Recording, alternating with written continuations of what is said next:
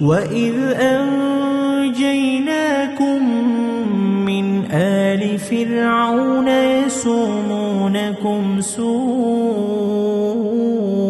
العذاب يقتلون أبناءكم ويستحيون نساءكم وفي ذلكم بلاء من ربكم عظيم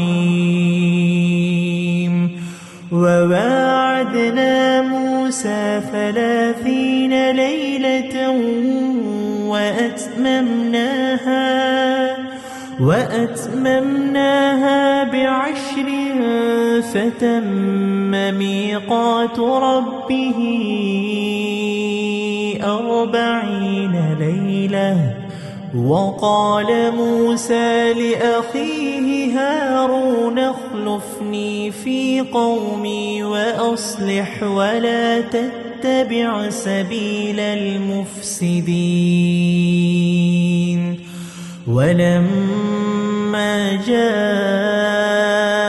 موسى لميقاتنا وكلمه ربه قال رب أرني أنظر إليك قال لن تراني ولكن انظر إلى الجبل فإن استقر مكانه فسوف تراني فلما تجلى ربه للجبل جعله دكا وخر موسى صعقا فلما